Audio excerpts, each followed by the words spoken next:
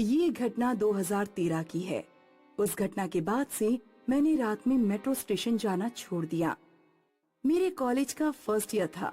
वैसे तो मैं शाम तक कॉलेज से लौट आती थी, लेकिन उस दिन कॉलेज का फेस्ट था जो अंधेरा होने तक चला। फेस्ट से लौटने के बाद मैं कुछ देर अपनी फ्रेंड सुमिधा के घर रुकी रही। सुमिधा, अब मुझे चलना चाहिए, कहीं ऐसा ना हो कि लास्ट मेट्रो भी छूट जाए। हाँ ठीक है, जाओ। 2 दिन तक मैं कॉलेज नहीं आऊंगी। आज डांस करके ना बहुत थक गई हूँ। मैं भी नहीं आने वाली। मेरी फ्रेंड के घर से नियरेस्ट मेट्रो स्टेशन त्रिलोकपुरी था। ये underground metro station pink line पर है और उस टाइम ये नया नया ही शुरू हुआ था। मैं जब प्लेटफॉर्म पर पहुंची तो सिर्फ लास्ट मेट्रो आना बाकी थी और मेट्रो स्टेशन पर कोई भी नहीं दिख रहा था। मैं प्लेटफॉर्म के किनारे खड़ी होकर फेसबुक पर फेस्ट की फोटोज देखने लगी। तभी मुझे अपनी परछाई के बराबर एक परछाई दिखाई दी। मैंने दाएं बाएं देखा तो आसपास कोई भी नहीं था। एक तेज हवा का झोंका आया। मुझे लगा कि मैं कहीं प्लेटफॉर्म पर ना गिर जाऊं, इसलिए मैं पीछे हटकर खड़ी हो गई। मुझे अपनी आंखों पर विश्वास नहीं हो रहा था। क्या सच में मेरे बराबर में कोई परछाई खड़ी थी?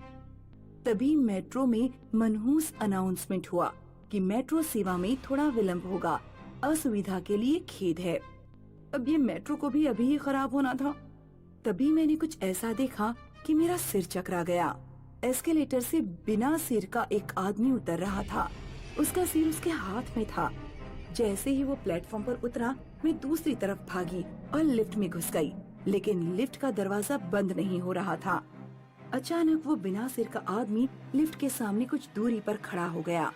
उसने हाथों से सिर अपनी गर्दन पर रख लिया और फिर वो लिफ्ट की तरफ बढ़ने लगा। हेल्प मी, कोई है यहाँ पर? Help me please.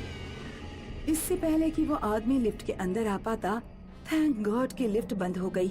लिफ्ट ऊपर गई, लेकिन लिफ्ट के दरवाजे ने फिर मुसीबत में डाल दिया। अब ऊपर वाले फ्लोर पर दरवाजा खुल ही नहीं रहा था। लिफ्ट मुझे फिर से नीचे प्लेटफॉर्म पर ले जाने लगी। मैंने सुमिधा को कॉल किया, लेकिन वो फोन नहीं उठा रही थी।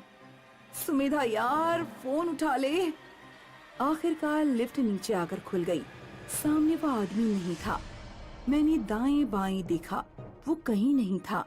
मेट्रो में फिर अनाउंसमेंट हुआ कि मेट्रो 5 मिनट में आने वाली है। मैं डरते डरते लिफ्ट से बाहर निकली। जिंदगी में पहले कभी मेरे साथ ऐसा कुछ भी नहीं हुआ था। मेरी पूरी बॉडी पसीने से भीग रही थी। दूसरी तरफ के प्लेटफॉर्म पर मुझे एक सफाई वाला झाड़ू लगाते हुए दिखा। तब मेरी कुछ हिम्मत बंधी।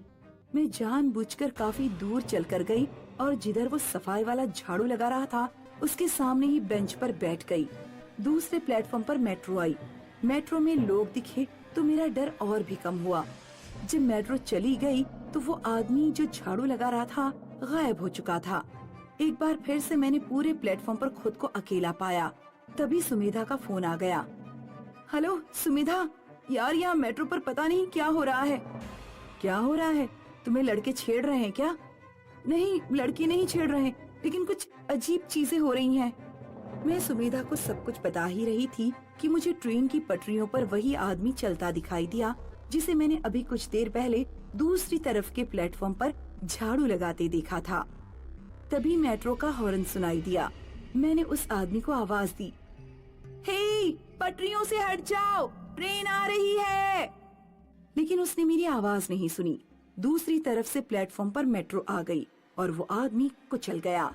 उसके खून के छींटे मेरे चेहरे तक आए। मैं सीढ़ियों से ऊपर मेट्रो स्टेशन के बाहर भागना चाहती थी, लेकिन तब तक मेरे प्लेटफॉर्म पर मेट्रो आ गई और मैं मेट्रो में चढ़ गई। पूरा मेट्रो खाली था, सिर्फ 1-2 लोग ही दिखाई दे रहे थे। अगले दिन सुमिधा अपने भाई के साथ मेरे घर पहुंची। तब मैंने उसे सब कुछ बताया।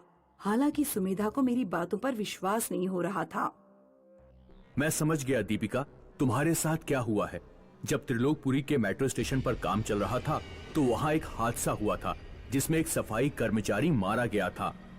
हालांकि बात मीडिया तक नहीं पहुंची थी क्योंकि इससे मेट्रो स्टाफ की बदनामी होती है। शायद तुम्हें उसी सफाई कर्मचारी की आत्मा दिखाई दी है।